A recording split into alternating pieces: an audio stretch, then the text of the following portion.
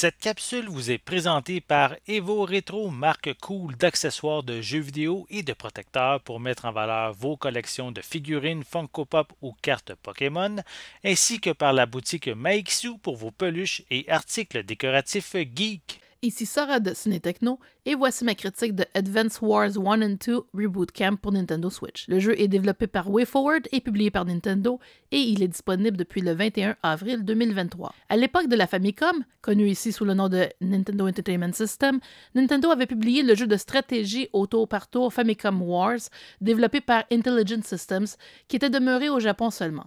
Les 7e et 8e jeux de la série, Advance Wars 1 et 2, ont été les premiers à sortir en Occident et ces deux jeux ont bénéficié d'un remake regroupé sur la Switch, enfin disponible après plusieurs mois de retard. Le premier jeu se déroule à Cosmoland, où les territoires d'Orange Star sont sous attaque par l'armée de Blue Moon, dirigée par Olaf. Pour contrer les hostilités, un jeune général spécialisé en mécanique du nom d'Andy devra désigner ses troupes et vaincre l'ennemi tout en respectant certaines exigences. Andy sera plus tard accompagné de généraux Max et Sammy qui possèdent chacun leur propre pouvoir spécial et spécialité pour donner l'avantage à Orange Star. Plus tard dans le second jeu, c'est au tour de Macroland de faire l'objet d'invasions, cette fois-ci menée par l'armée du Black Hole qui donnera du fil à retordre aux troupes d'Orange Star. Cette nouvelle mouture des deux jeux classiques de stratégie revêt un nouveau look aux couleurs léchées qui rappelleront les autres titres développés par WayForward, comme la série de Shantae. Plusieurs tutoriels sont proposés au fil des deux jeux qui peuvent heureusement être ignorés si on est déjà familier avec les mécaniques d'Advance Wars. Par ailleurs, les commandes de jeu sont bien expliquées. Cependant, même au niveau de difficulté facile, les missions deviennent vite difficiles et il est alors ardu de terminer avec une victoire. Heureusement, on peut recommencer les missions en tout temps, aussi bien celles déjà terminées que celles en cours. On aurait tout de même aimé un peu plus d'aide en cas de situation compliquée, par exemple en suggérant quelles troupes choisir et où les placer sur la carte.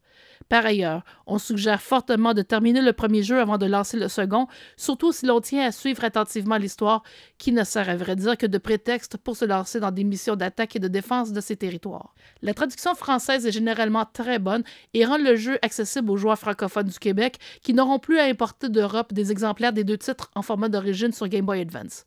Un mode multijoueur permet de jouer contre ses amis jusqu'à 4 en mode local ou 2 en ligne. Finalement, une boutique dans le jeu permet d'acquérir des bonus comme des pistes de musique, des croquis de personnages et de nouveaux généraux en échange de points obtenus lors de victoires. Pour les néophytes des jeux de stratégie, Advance Wars peut paraître accessible à première vue, mais sa difficulté croissante peut décourager les joueurs plus habitués au mode facile de Fire Emblem. C'est bien dommage, car la Switch est la plateforme idéale pour ce type de jeu de stratégie au tour par tour. Advance Wars 1 and 2 Reboot Camp pour Switch obtient la note de 8 sur 10. Merci d'avoir été à l'écoute.